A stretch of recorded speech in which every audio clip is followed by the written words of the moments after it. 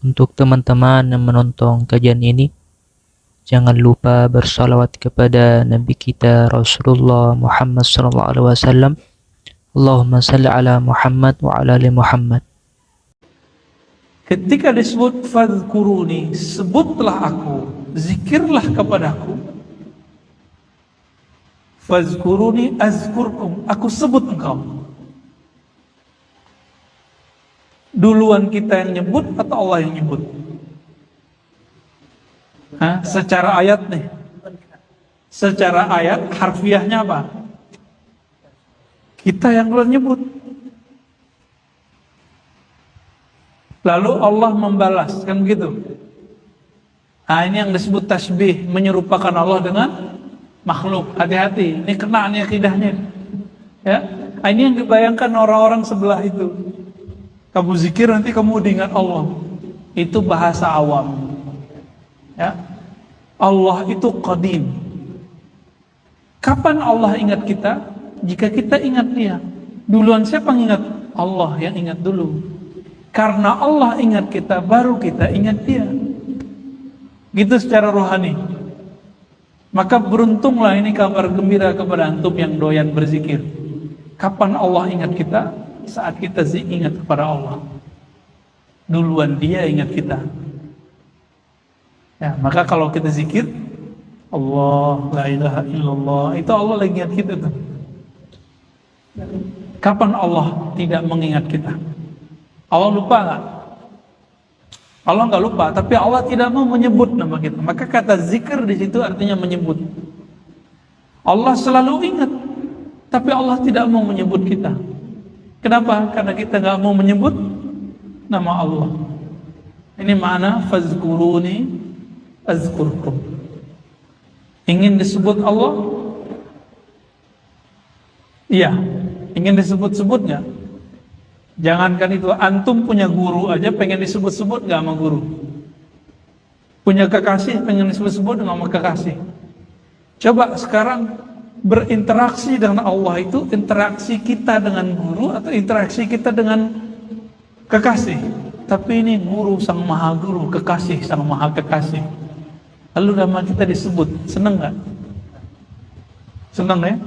Yang pernah jatuh cinta, namanya disebut gimana? Apa kata dia? Aku kirim salam buat fulan. Kirimnya bukan main. Rasanya bukan duduk di bumi lagi. Inilah yang terjadi pada orang yang sakral. Apa kata beliau? Ana fil mahabbati khatibun makhtub. Dalam bab cinta, kata beliau, aku adalah yang meminang dan yang dipinang. Yang berzikir, tapi yang duluan disebut namanya siapa? Allah dulu yang dulu nyebut nama kita.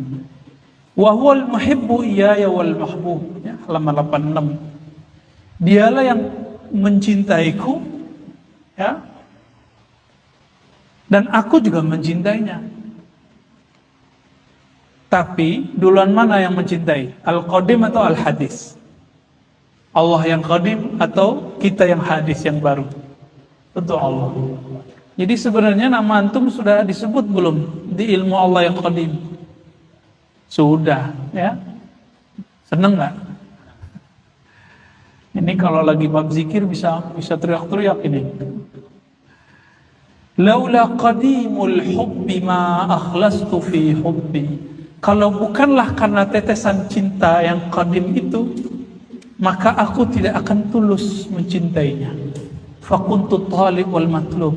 Maka hakikatnya meskipun akulah yang talib mencarinya, sebenarnya dialah yang mencariku. Ini yang disebut dalam hadis Nabi. Siapa yang datang kepadaku, hadis qudsi, berjalan aku datang kepadanya, berlari.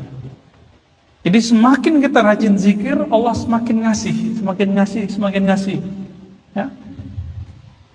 Abadan yusafinil hawa faka'annama ana fil haqiqati sahibun mashub. Ya, sama makna yang tadi. Itu baru permulaan muqaddimah tuh. Lalu beliau mengatakan ahmaduhu hamdaman ilahi ya'u wa an zambihi yatub. Asyhadu an la ilaha illallah wahdahu la syarikalah syahadatan udakhiruha li tahrijil qurub. Nah, ini menarik nih teman-teman. Beliau itu dapat rahasia mengenai pujian. Apa kata beliau? Ahmaduhu, aku puji ia, hamdaman ilaihi ya'ub, dengan pujian karena kepadanya lah kita semua kembali. Wa an zanbihi yatub, dan karena dosanya kepada Allah kita bertobat. Lalu beliau mengatakan, aku bersyahadat la ilaha illallah dengan syahadat udakhiruha.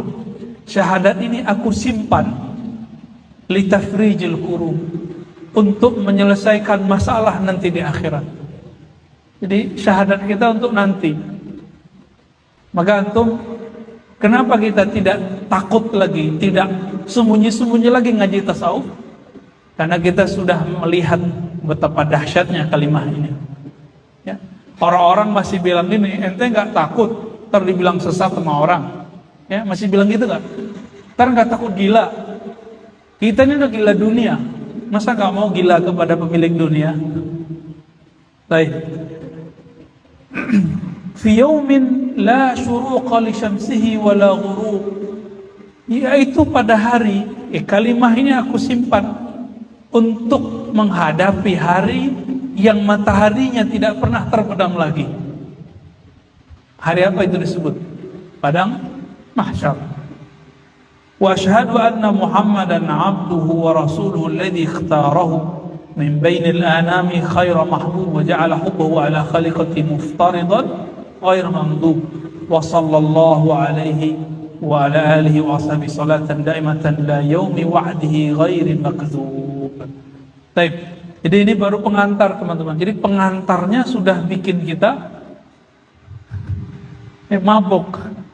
Udah mulai masuk ke alam inti. Jadi pengantarnya ini sudah selesai sebenarnya kitab ini udah. Karena dia sudah bicara tentang alam malak, alam jabarut, alam malakut jabarut. Udah selesai semua. Tapi dia belum cerita kalau orang masuk ke alam sana, apa yang terjadi padanya? Apa yang terjadi pada orang ini? Nah, jika ada seorang imam seperti Abu Yazid masuk ke alam yang tadi, setelah masuk ke Hahut, masuk ke Bahut, ya, terus sampai kepada Ahud Ahadiyah Allah, maka di saat masuk ke Qul Huwallahu Ahad, apa yang terjadi?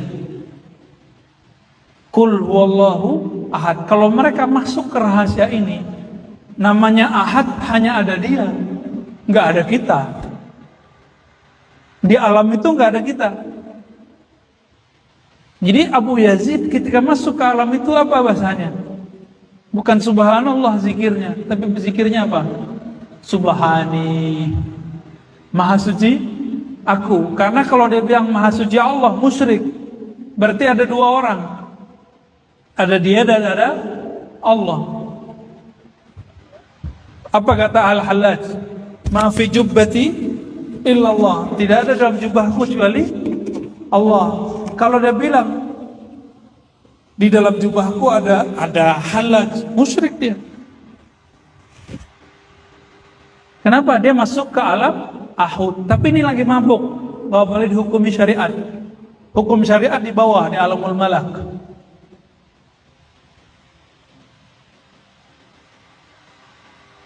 Jadi paham kenapa ada orang zikir begitu? Imam Abu Yazid pernah berzikir, Anallah, Anallah. Biasanya apa? La ilaha illa anta. Sekarang la ilaha illa ana. Karena di alam itu tidak ada kecuali hanya Allah. Allah pinjamlah lidahnya hadis Allah qadim. Maka tidak adalah yang hadis itu barang baru itu dibandingkan Allah yang qadim. Baru sah namanya wahdatul wujud. Jadi wahdatul wujud itu di situ.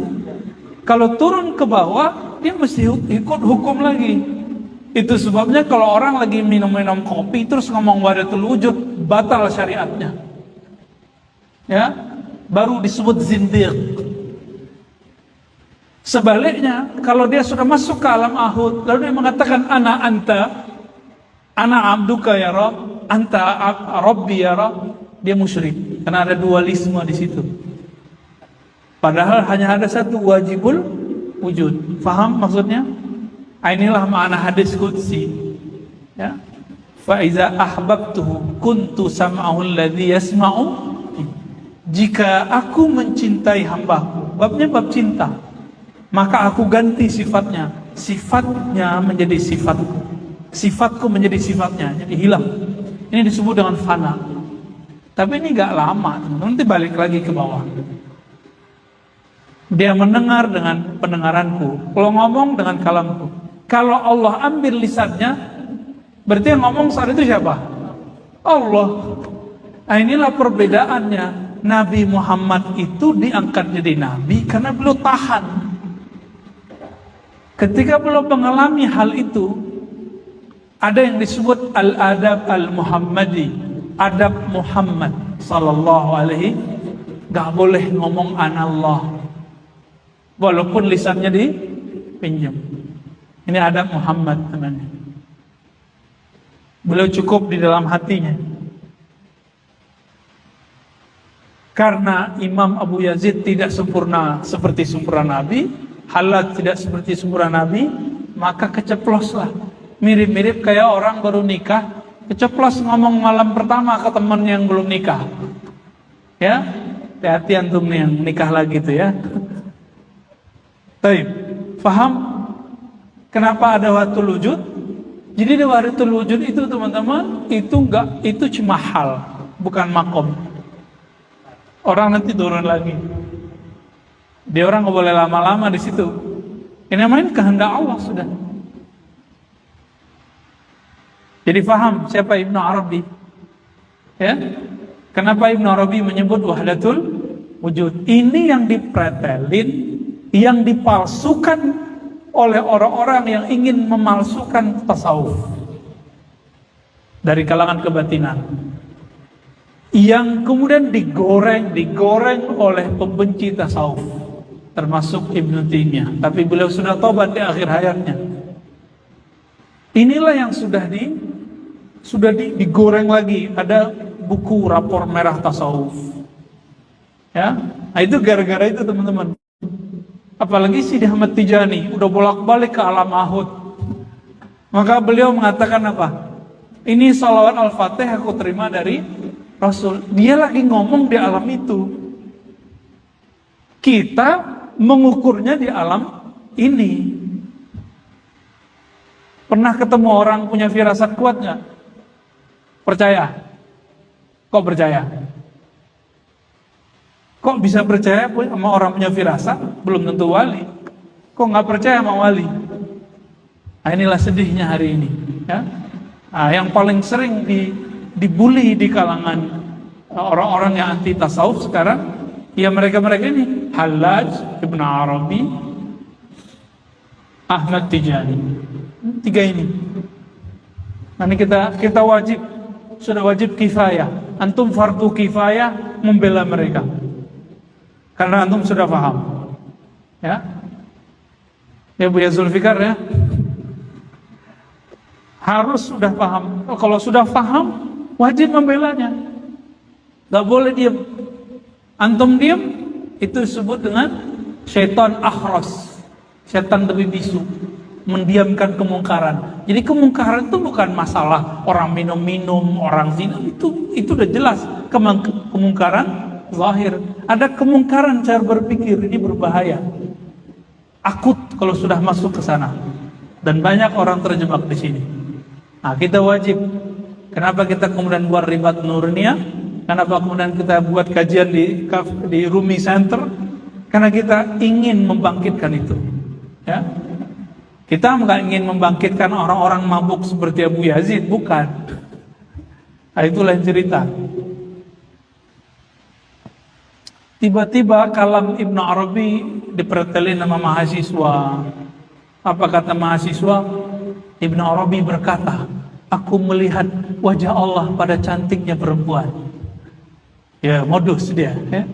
Sambil ngopi-ngopi, terus ngeliat cewek cantik, dia bilang melihat Allah. Ibnu Arabi lagi berbicara di makom yang tadi. Ini yang minum kopi ini di mana makomnya dia? Nongkrong di kafe terus, mending kafe Rumi, ada zikirnya. Ini kurang doanya kayaknya nih ya. Ya. Taib. Nah, maka beliau menyebutkan di halaman 86, teman-teman. Ini saya ringkas nanti ya. Fa innahu ya wa ba'du fa innahu la makanatil ma'ani jawahira. Maka kata beliau, tatkala makna-makna itu ibarat jawahir, seperti jawahir permata. Wal alfaz asnafuha wal hikamu ma'adinu wal qulubu ahdafuha. Ya, lafaz-lafaz itu kemudian menerjemahkannya, hikmah-hikmah itu menjadi tambangnya, qalbu itu menjadi tujuannya. Wajib alaman futihat al-yaqzah aina basiratihi wajallat al-maw'izatu mir'atu sariratihi ayyattabi'a min ajallil kalami ma'ani. Maka kata beliau, wajib atas orang yang mata batinnya sudah kebuka. Ciri-ciri mata batin kebuka antum bukan bisa ngelihat jin, bukan. Itu biasa, jin itu gak masuk di alam malakut, dia gak masuk. Jin itu masih alam khayali hissi. Khayali hissi. Sedangkan permulaan dari alam malakut tadi disebut khayali haqiqi. Khayali yang hakikat. Nah, jin, indigo, dukun-dukun, nah, itu masuknya kemana tuh? Khayali hissi. Jadi dia masuk ke alam itu. Mereka para dukun-dukun itu atau para mursyid yang ustadz tapi dukun, mengira udah ketemu Allah di situ. Padahal itu cahaya setan. Mengira udah ketemu aras, padahal itu singgasananya iblis. Mengira udah masuk ke langit-langit, padahal itu langit-langitan yang dibuat-buat oleh jin, ya syaitan itu. Hati-hati di situ. Perlu ada mursyid rohani yang sudah wusul kepada Allah, yang bisa menarik kita selamat dari sana. Baik. Nah, kalau sudah kebuka, ciri-ciri kebuka itu apa? Udah mau ngaji tasawuf. Nah, ini kabar gembira kepada orang yang udah mau ngaji tasawuf, berarti basirohnya udah kebuka. Tinggal dilatih. Diberuntung nih ya. Udah kebuka belum? Udah. Sebanyak itu orang-orang sibuk dengan apapun hari ini. Antum coba lihat ya. Orang sibuk dengan handphone hari ini bisa berapa jam? Itu basirohnya ketutup itu. Kecuali dia di situ ngaji ilmu qalbu. Tapi kalau di sini paling-paling ngajinya ngaji kebatinan. Yang ditonton nanti ustadz pemburu itu tuh apa? Penyihir tuh. Gak usah disebut namanya. Itu kan belum ketemu tukang santet aja tuh. Ketemu tukang santet pakai napasnya mati deh. Ya, jangan hobi yang nonton-nonton gitu, gak usah. Dan ketemu ahli teluh sama rukyah-rukyah biasa. Kalau orang teluh itu pakai media ayam, media apa ya. Kalau santet kan enggak. Dia punya khodam yang bisa melihat antum itu kapan lupa zikir. Antum lupa zikir, tembus dia. Nah, ini kan na'udzubillah min dzalik. Makanya kita punya zikir namanya zikir la ilaha nafi isbat dengan teknik nafas. Semoga Allah nanti jaga itu kalau orang sudah dapat zikir ini. Tapi sebelum ke sana zikir qalbu dulu. Ya, digebar dulu qalbunya dengan nama Allah. Baru mantap nanti zikir nafasnya. Nah, kenapa di luar sana banyak ilmu pernafasan? Tapi nanti deketnya sama siapa? Sama khadam-khadam sufi. Kuwait sama di Saudi sudah dua keluar. Dia membantah tasawuf. Dia ambil kalam-kalam sufi dulu dia pretelin dengan makna yang dia mau. Ngikutin imamnya Syekh Ibnu Taimiyah yang memahami kalam Ibnu Arabi versi dia. Bukan versi Ibnu Arabi. Contohnya Ibnu Arabi cerita tentang maqamul hairah. Hairah itu heran. Heran itu gini. Kita kan kalau sholat panggilannya hayya 'alas shalah. Jawabannya apa? La haula wala quwwata illa billah. Ayo sholat, jawabannya tidak daya upaya untuk sholat kecuali dengan izin Allah. Berarti antum bisa takbir, bisa ruku, bisa sujud, itu karena izin siapa? Pertanyaannya, kalau itu izin Allah, yang sholat siapa? Yang sholat kita apa Allah? Nah, ini namanya hayrah. Kalau saya katakan yang sholat Allah, Allah kan qadim. Allah nggak mukallaf, nggak dapat perintah. Kalau kita bilang kita yang sholat, kita sholatnya karena izin Allah. Apa kata Ibn Arabi? Saya bingung ini. Ini disebut maqamul hayrah. Ibn Taimiyah dia nukil itu, dia bilang ini Imamul Ittihadiyah, Imam Ittihad, bilang bersatu sama Allah. Dia giring teks ini teks lagi mabuk. Dia giring ke alam syariat, ke alam hukum fikih, nggak nyambung, ke alam akidah, nggak nyambung. Nah, ini yang disebut oleh beliau, faminhum, di antara mereka, man alladzina yuharrifuna al-kalima an mawadhi'ihi, yang memutarbalikkan kalam sufi bukan pada jalur yang dimaksud oleh sufi. Wa qad ajiza katsirun an halliha li'ajzi mahalliha, dan memang diakui, jadi beliau sendiri mengakui ini sufi-sufi ini kan nulis buku. Kalau udah jadi buku siapa aja bisa baca toh? Nah, ini masalahnya. Karena udah jadi buku, pembenci sufi bisa baca, pencinta sufi bisa baca. Ini masalahnya. Karena Ibn Taimiyah itu tinggal di Damaskus, Ibn Arabi terakhir kan di Damaskus. Maka dia bisa baca teks Ibn Taimiyah. Walhasil apa yang terjadi? Dia terjemahkan teksnya Ibn Arabi sesuai pemahaman dia. Jadi yang salah siapa? Yang salah paham, ya. Lalu beliau mengatakan faminha ma jaa fil ayat wal akhbar masyhura wa ma jaa fil asaril ma'sura wa misalu ma jaa fi saril khabar sahih. Ternyata masalah ini bukan hanya dari kalam sufi, bahkan kalam ilahiyah pun mereka salah pahami. Kalam Nabi pun juga mereka salah pahami, ya. Ada hadis qudsi misalnya. Hadis ini secara ilmu hadis dhaif, tapi secara ilmu rohani sahih. Maknanya sahih. Apa kalamnya? Ma wasi'ani samai wala ardi, innama wasi'ani qalbu abdil mu'min. Tidaklah aku dapat ditampung, tajallinya Allah itu tidak dapat ditampung oleh langit dan bumi. Masih ingat ayat surah Al-Qasas, ya? Inna aradnal amanat, kami tawarkan amanah. Amanah apa? Amanah tajalli. Allah bercermin. Allah ingin bercermin nih. Langit tolak, gak sanggup ya Allah. Gunung tolak, gak sanggup ya Allah. Itu gunung yang antum daki-daki itu gak sanggup tuh nerima tajalli Allah. Bumi gak sanggup, langit gak sanggup.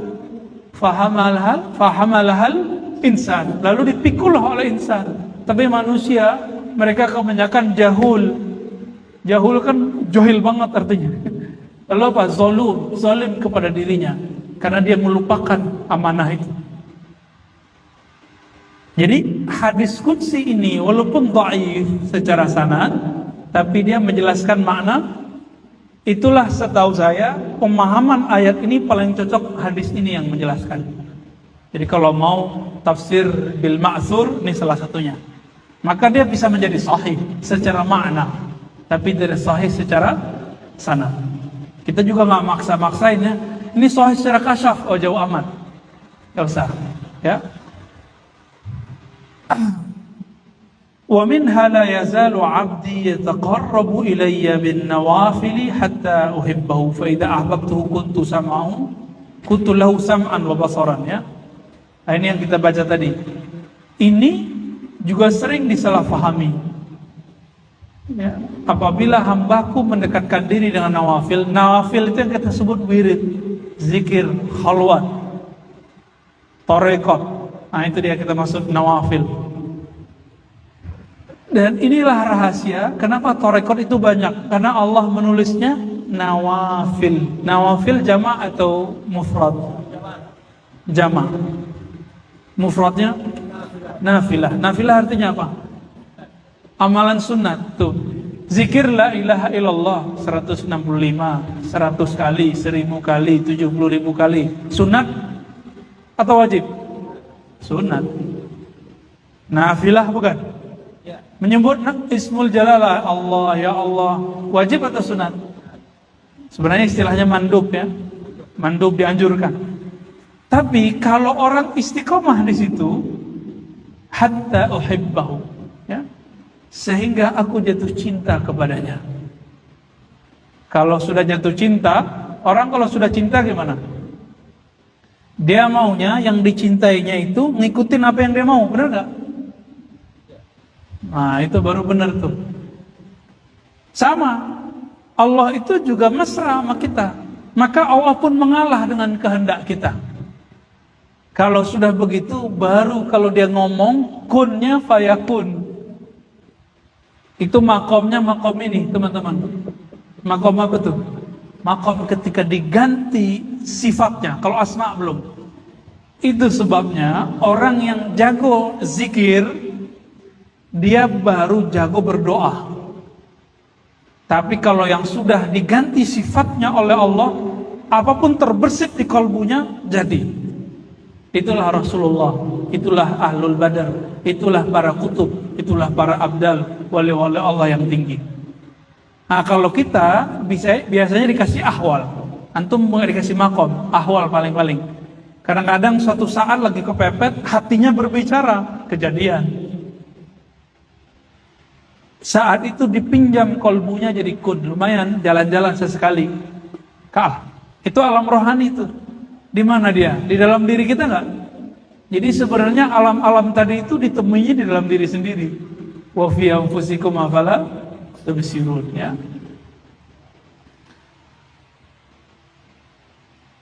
Maka dalam beberapa riwayat kata beliau ada fuad, ada lisan, ada yad. Kalau ada lisan itu yang sebut kun tadi. Terus ada hadis yang sahih. Ana jalisun man dzakarani.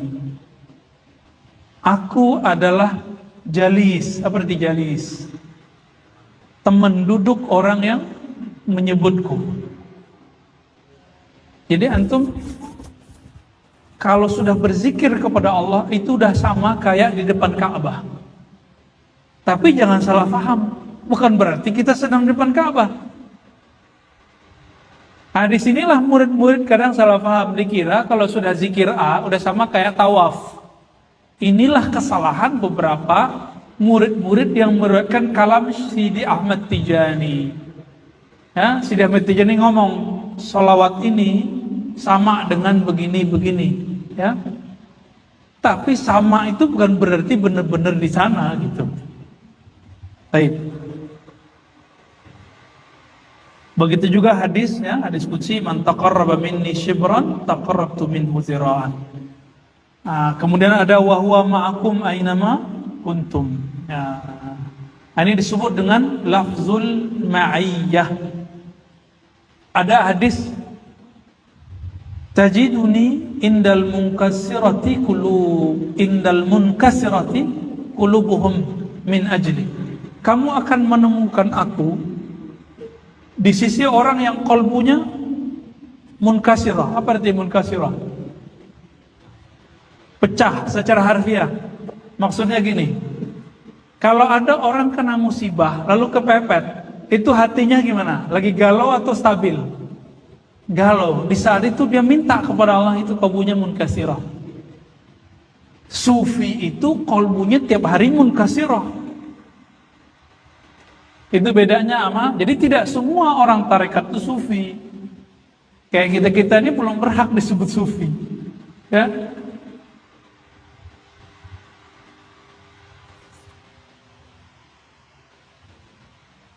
Termasuk juga inni lastu ka ahadikum inni, ya, azillu inda rabbi yut'imuni wa yaskini. Jadi satu kali Nabi SAW, kan ada riwayat Nabi itu naruh batu di perutnya menahan lapar, benar nggak? Tapi Nabi mengatakan di waktu yang lain, ketika sahabatnya tidak makan, beliau kasih kepada sahabat.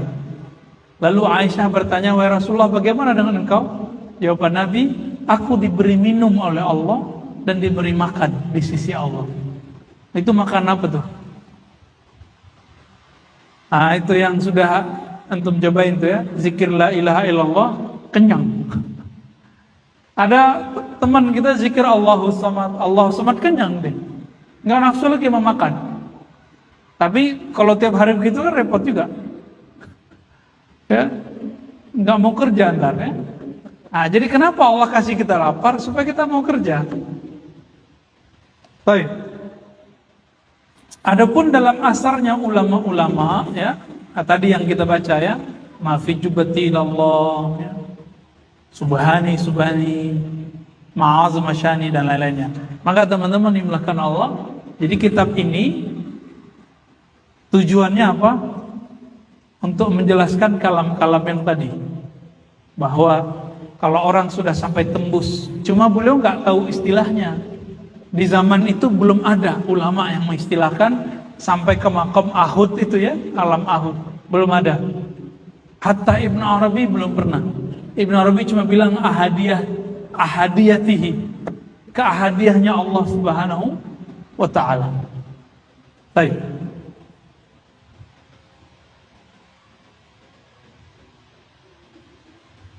Saya sering cerita mengenai Imam Qudayb Al-Ban. Di halaman 87 ya, paragraf bagian bawahnya, Qudayb Al-Ban ini, apa yang aneh dari beliau? Qudayb Al-Ban murid Sidi Abdul Qadir Jilani. Qudayb Al-Ban, dialah yang diperintahkan oleh Syekh Abdul Qadir Jilani untuk membimbing Salahuddin Al-Ayyubi. Jadi Salahuddin Al-Ayyubi siapa mursyidnya? Syekh Abdul Qadir, kemudian disuruh Qudayb siapa Qudayb Al-Ban? Ini beda dengan Muhammad Al-Fatih, gurunya Syekh Syamsuddin. Syamsuddin ini sufi. Sedangkan Qudayb Al-Ban dia malamatiyah. Nanti cek ya, cari di terjemahnya. Mungkin nanti Ustadz Ali bisa nyari nih. Siapa nih Qudayb Al-Ban? Qudayb Al-Ban ini ketika sampai di satu kota di Irak namanya Mosul. Mosul apa Mosul? Mosul ya? Ya. Di Irak. Sampai di sana orang-orang lagi mau ke masjid. Beliau di depan masjid. Ketika orang sholat, beliau nggak sholat. Beliau gangguin orang sholat. Kayak anak yang kita ceritain tadi. Di dalam masjid ada hakim daerah tempatan yang bisa langsung mengeksekusi orang. Selesai sholat, si hakim ini terganggu sholatnya ya. Di dalam sholat dia merasa terganggu. Dia mikir ini wali apaan ini, sufi gila ini ya, ahli bid'ah zindik ini. Maka diadililah dia. Betul, murid-murid si hakim ini mengatakan zindik, yaquluna zindik. Ada di teksnya. Jadi ternyata teman-teman, dari dulu sufi ataupun malamati itu sering dituduh zindik. Jadi bukan Ustadz Fulan yang ada di Bogor itu yang pertama kali bilang zindik. Ya antum tahu ya maksudnya? Nah ini paling sering nonton, tiap hari kayaknya nonton nih. Siapa yang duluan? Udah duluan deh mereka. Ini orang hakim, berarti dia ahli fikih bukan? Ahli fikih, ahli akidah. Nah, ini kebanyakan yang ingkar kepada sufi, kepada malamati siapa? Ahli fikih dan ahli akidah, rata-rata. Karena mereka mandangnya pakai zahir dan akal. Baik. Disidanglah beliau oleh qadhi orang kota Mosul tersebut, lalu dicecarlah dengan kalam-kalam. Ya. Apa jawaban beliau? Wahai Tuan Qadhi, apakah engkau mengetahui semua ilmu Allah? Apa jawaban Tuan Qadhi? Enggak. Saya tidak mengetahui semua ilmu Allah, masuk barangnya ya. Apa kata beliau? Kata Qutb al-Ban, ana alladhi ya, la ta'lamuhu anta. Akulah ilmu yang dulu kamu nggak tahu itu. Akulah ilmu yang kamu sekarang nggak mengerti itu. Bengong qadhinya. Ini yang disebut apa? Malamatiyah. Kalau di teks ini apa? La wallahi. Ya. Kata si qadhi. Jawaban Qutb, fa ana min dzalikal 'ilmi alladhi la ta'lamuhu wa ma 'alaika in kunta siddiqan aw zindiqan. Sayalah ilmu yang kamu tidak tahu itu. Ilmu yang kamu nggak tahu ada dalam qalbuku. Lalu urusannya apa kamu bilang aku zindik atau siddiq? Bengong si qadhi, dilepasin habis itu. Ini yang disebut malamatiyah. Malamatiyah dia waras, teman-teman. Dia waras. Tapi dia punya tugas. Tugasnya apa? Nguji orang-orang waras. Antum hati-hati nih, zawiyah-zawiyah tarekat, majelis-majelis zikir, masjid-masjid, pesantren-pesantren itu diuji. Kadang dengan tetangganya, benci nggak sama tetangganya? Ya, kadang kita buat khataman, tiba-tiba tetangganya datang, berisik, gua sakit gitu. Itu pernah ya, kita punya haflah dulu khataman, ya tetangga kita ngomong gitu. Itu ujian bagi kita semua. Terbesit nggak di hati? Terlaknat loh gitu. Udah habis antum. Habis antum itu. Jangan pernah ngomong begitu. Baik. Kira-kira gimana? Mau dilanjutkan nih?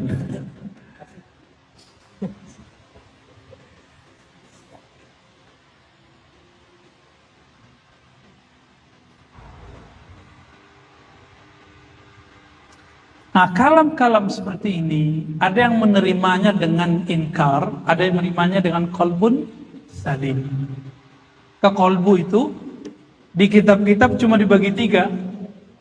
Qalbun marid, qalbun mayyit, qalbun salim. Qalbu yang sakit. Ini ciri-cirinya sholat gak khusyuk, gak enak. Qalbunnya marid tuh. Tapi masih mau ngaji, berarti dia flu qalbunya. Flu aja, zikir, apalagi ini di Rumi Center ada khataman, zikir tapi merasa ini lama amat gitu ya. Coba teman-teman antum ngomong gitu nggak, Pak Muhsin? Gimana Bang Edo? Gitu nggak? Jangan-jangan antum yang ngomong gitu. Ya, antum bilang ini kayak sahib lama amat gitu ya. Ada perasaan gitu, kolbunya lagi marid. Kolbunya lagi marid. Kolbu itu senangnya makan kalimah nama Allah. Kita kasih makanan itu muntah, berarti ada yang nggak benar di perutnya. Coba kalau anak kita, ini anak saya kan lagi demam nih, Hisham. Kita kasih makanan enak muntah, enak muntah. Ternyata badannya lagi panas, habis hujan. Antum kena hujan-hujan apa itu? Hujan dunia kali ya. Nah, itu yang bikin kita muntah kalau zikirullah. Panasan. Tuh yang ngerasa, kok kalau datang ke majelis zikir itu saya kepanasan ya, nggak nyaman. Kayak ada suara-suara nggak enak gitu. Itu ada nggak bener tuh. Ada antum nyimpan sesuatu yang nggak bener. Atau pikirannya macam-macam. Kita bisa bertengkar loh pikiran sendiri, tiba-tiba keringetan sendiri. AC-nya kenceng, kipas anginnya mantap, tapi kita masih keringetan. Nah, itu gara-gara itu ya, karena masalah tadi. Nah, itu qalbun marid. Saya mau tanya, antum kalau sakit datang ke dokter nggak? Kalau ada orang sakit nggak datang ke dokter, dia bilang tunggu aja Allah yang nyembuhin. Itu waras nggak? Itu tawakul atau kasul? Orang tawakal atau lagi orang males? Atau nggak punya duit? Yang benar gimana kalau sakit? Wajib ke dokter atau sunat? Hukum berobat tuh. Sakit, antum sakit berobat hukumnya wajib atau bukan? Wajib kan, perintahnya jelas. Tadawu ibadallah, berobatlah wahai hamba Allah. Lalu ada orang sakit nggak mau berobat, berarti dia nggak tahu kewajibannya. Ini yang disebut zalum, yang disebut dalam surah Al-Qasas tadi. Benar Al-Qasas ya? Dia zalim sama dirinya. Baik. Kalau qalbun salim ditandai kalau zikir nyaman. Al-Ahzab ya, akhir surat Al-Ahzab, inna aradnal amanat ya. Kami tawarkan amanah kepada langit bumi semuanya, mereka abaina, mereka enggan, lalu dipikullah oleh manusia. Surat Al-Ahzab ya, 88 ya. 72. Baik. Teman-teman yang melakukan Allah, kalau qalbun salim, ini kalbu orang yang mukmin muttaqin. Ini awal kalbunya Nabi Ibrahim. Jadi Nabi Ibrahim awal kalbunya udah begitu. Nabi Ibrahim tidak pernah kalbunya sakit, tidak pernah kalbunya mati. Awal kalbunya beliau salim. Salim ini nanti ada tingkatannya ke atas. Di lain waktu nanti kita jelaskan. Masih ada lagi di atas. Di kitab-kitab cuma 3. Tapi kalau oleh wali-wali Allah akhir zaman itu mereka jelasin itu. Ada lagi di atasnya. Ya, sama kayak martabat 7. Dia kan cuma sama insan kamil.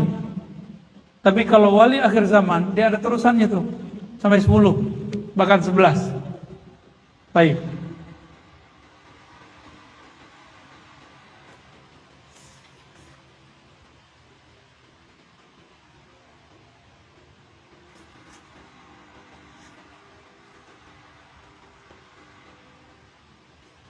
Lalu apa kata beliau? Falamma ra'aitu hazil aqwal, halaman 88. Maka tatkala aku melihat aqwal ini sadirah yang datang dari ahlil ahwal. Jadi kalam ini kalam ahlil ahwal. Apa arti ahwal? Orang yang dapat ya, majzub. Jadi ahwal itu dari Allah, maqam itu hasil riyadhah. Ahwal itu Allah yang ngasih kita. Sedangkan makom kita yang berusaha. Dengan izin Allah, Allah taruh di sana, dikasih hadiah. Maka ahwal yang sudah ditetapkan disebut makom. Ya, kita berusaha terus biar menunggu ahwal itu. Kalau ahwalnya sudah selalu turun, disebut orang yang bermakom. Waqad ashkala 'alal afham ta'lilaha. وقد أشكل على الأفهام تعليلها وعزب عن الأوهام تأويلها أحببت أن أشرح منه من شرح له صدري وسنه به فكري وبلغ إليه قدري.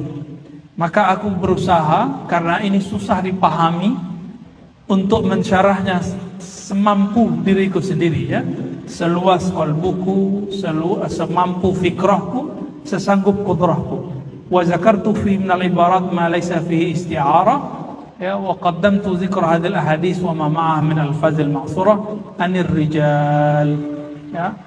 Lalu beliau datangkanlah teks-teks tadi, nanti diurai. Jadi kitab ini enaknya diambil satu kalam diurai, satu kalam diurai, satu kalam diurai. Nah, itu nanti enaknya. Dan beliau katakan, aku namakan kitab ini dengan Halur Rumus wa Mafatihul Kunuz. Nah, yang diringkas atau disebut namanya oleh muhaqqiq dengan Zubat Khulasatit Tasawuf. Kaif? Bila kaif? Baik, ada pertanyaan enggak?